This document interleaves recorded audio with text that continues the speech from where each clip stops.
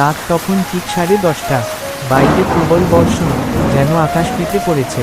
বিদ্যুৎ চমকাচ্ছে থেমে থেমে, আর তার সঙ্গে মেঘের গর্জন মিলিয়ে দিচ্ছে চারদিকের নিস্তব্ধতা। শহরের এক কোণে পুরনো একটা ভাড়ার বাড়িতে একা থাকতেন অভিক। পেশায় ফ্রিল্যান্সার লেখক, কিছুটা একলা প্রকৃতির মানুষ। সন্ধ্যার পর থেকেই শরীরে কেমন জানি অস্বস্তি লাগছিল। গরম এক কাপ কফি নিয়ে ব্যালকনিতে এসে দাঁড়ালো সে। চারপাশ অন্ধকারে ঢেকে গেছে, শুধু মাঝে মাঝে বিদ্যুতের আলোয় পুরনো বাড়িগুলোর ছায়া স্পষ্ট হচ্ছে। হঠাৎ করেই তার নজর পড়ল সামনের গলিটায়। একজন মেয়ে দাঁড়িয়ে আছে, লাল শাড়ি, খোলা চুল। প্রচণ্ড বৃষ্টি হচ্ছে, অথচ মেয়েটা একদম নড়ছে না। বুকের মধ্যে কেমন যেন শীতল স্রোত বয়ে গেল।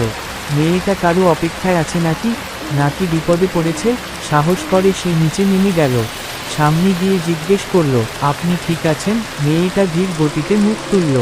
বিদ্যুতের আলোয় তার ফ্যাকাশে মুখটা স্পষ্ট দেখা গেল। চোখগুলো গভীর, যেন অতল গহর। ঠোঁটে হালকা হাসি, কিন্তু সেটাতে ছিল শীতলতা। আমি হারিয়ে গেছি। অভিক বুঝতে পারল না সে কি সাহায্য চাইছে। আপনার কোথায় যাওয়ার কথা ছিল? তোমার সাথে। অভিক হতভম্ব হয়ে গেল। এই মেয়েকে তো সে চেনে না, অথচ তার গলার স্বরে যেন এক অদ্ভুত পরিচিতি লুকিয়ে আছে। বৃষ্টি ততক্ষণে আরও জোরে নেমেছে। আপনি ভিজে যাচ্ছেন, এখানে দাঁড়িয়ে থাকা ঠিক হবে না। আপনি চাইলে আমার ঘরে কিছুক্ষণ আশ্রয় নিতে পারেন। তুমি কি আমাকে চেনো না? এইবার বুকের রক্ত যেন হিম হয়ে গেল অভিকের। মেয়েটার ঠোঁটের কোণে সেই শীতল হাসিটা স্পষ্ট হলো।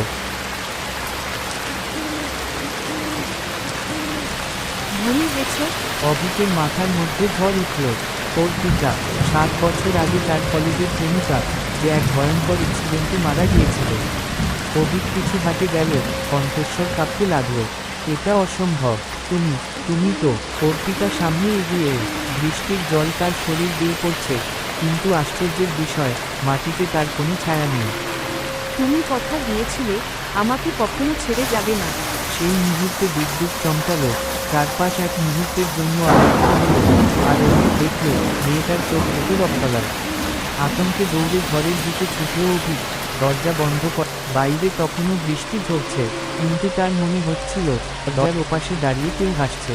রাত কেটে গেল, অভিক দরজা খোলার সাহস পেল না। সকালে যখন সে বাইরে এল, গলিতে কেউ ছিল না, কিন্তু ঠিক তখনই তার চোখ পড়ল দরজার সামনে রাখা ভেজা লাল শাড়িটার দিকে। মফস্বল শহরের নির্জন রাস্তা ধরে হাঁটছিল তুহিন আর তার বন্ধু রিয়াদ। তারা দুজনেই ভূতের গল্প শুনতে এবং ভয়ঙ্কর জায়গায় যেতে খুব ভালোবাসে। তাই যখন এক রহস্যময়ী আমন্ত্রণ পেল যে নির্জন জমিদার বাড়িতে রাত কাটাতে হবে, তারা এক মুহূর্তও দেরি করেনি। লোকমুখে শোনা যায়, 100 বছর আগে এই জমিদার বাড়ির এক মালিক জমিদার হরিনাথ রায় অত্যন্ত নিষ্ঠুর ছিলেন। তিনি নাকি গ্রামের অনেক লোককে খুন করেছেন, আর তাদের আত্মারা আজও সেখানে ঘুরে বেড়ায়। তুই কি নিশ্চিত আমরা ওখানে যাব? ভয় পাস নাকি? ভূত প্রেত কিছু নেই, এগুলো গাঁজাখুরি গল্প। তারা দুজন বাইক নিয়ে রওনা দিল সেই ভৌতিক বাড়ির দিকে। বাড়িটি শহরের একেবারে শেষ প্রান্তে, এক ঘন জঙ্গলের পাশে। রাত বাড়ার সাথে সাথে কুয়াশা ঘন হতে লাগলো। চারদিক নিস্তব্ধ, মাঝে মাঝে দূরে কোথাও শেয়ালের ডাক শোনা যাচ্ছে। পুরনো লোহার গেটটা টেনে খুলতেই এক বিকট শব্দ হলো, যেন অনেক বছর ধরে কেউ এটি ব্যবহার করেনি।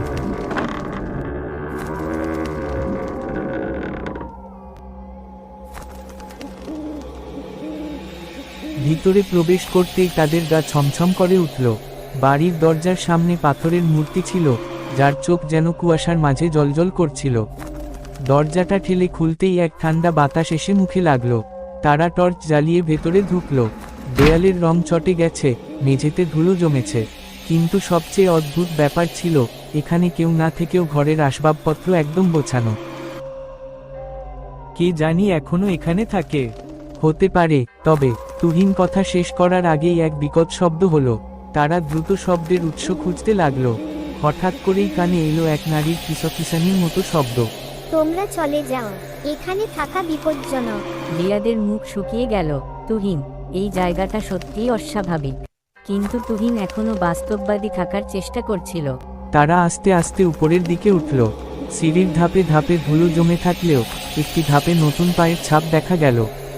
কেউ কি এখনো এখানে আছে?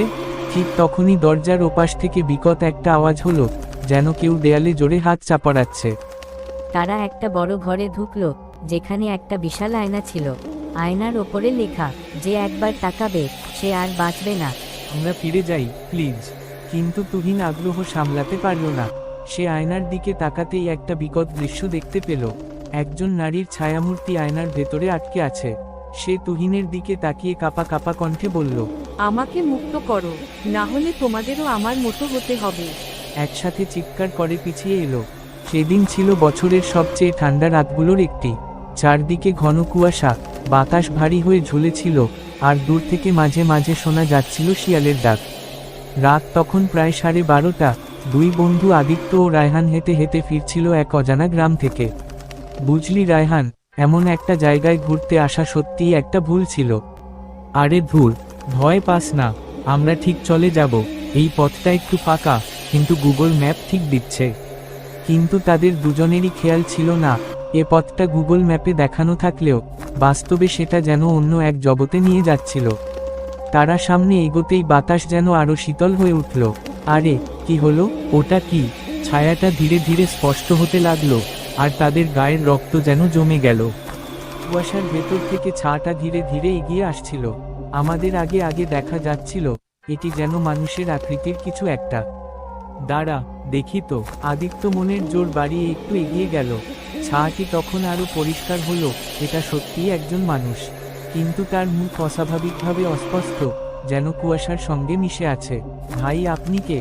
কোনো উত্তর নেই। মুহূর্তের মধ্যে সেই মানুষটি অদৃশ্য হয়ে গেল। আদিত্য ও রায়হান একে অপরের দিকে তাকালো, কেউ কিছু বলার সাহস পেল না। চল, এখান থেকে বের হতে হবে। রায়হান দ্রুত হাঁটে। চারপাশের বাতাস আরো ভারী হয়ে উঠল, যেন তাদের ঘিরে ধরছে। আদিত্য অস্থির হয়ে পড়ল। ঠিক তখনই তাদের পিছন থেকে শোনা গেল হালকা গলায় হাসির শব্দ, একটা ঠান্ডা, অদ্ভুত হাসি। পিছন থেকে আসা সেই অদ্ভুত হাসির শব্দ শুনেই রায়হান আর আদিত্য কেঁপে উঠল। তো তুই শুনেছিস? চারদিকে কুয়াশার চাদরে ঢাকা রাস্তা, কোথাও কোনো মানুষ নেই, কেবল সেই অদৃশ্য হাসি, যেন খুব কাছেই কেউ দাঁড়িয়ে হাসছে, অথচ দেখা যাচ্ছে না। রায়হান এক মুহূর্ত অপেক্ষা না করে জোরে হাঁটতে লাগলো। হঠাৎ একটা ঠান্ডা বাতাস তাদের গা ছুঁয়ে গেল। চল, দৌড় দেই। আদিত্য আর রায়হান বাইক ফেলে দৌড় শুরু করলো। তাদের শ্বাস ভারী হয়ে আসছিল, কিন্তু কোথায় যাবে কিছুই বুঝতে পারছিল না। আর তখনই তারা শুনতে পেল পিছন থেকে কারো পায়ের শব্দ আসছে। তারা ধীরে ধীরে ঘুরে তাকালো। কুয়াশার ভেতর থেকে অন্ধকারে দাঁড়িয়েছিল এক ছায়ামূর্তি। এবার আর অস্পষ্ট নয়, পুরোপুরি স্পষ্ট।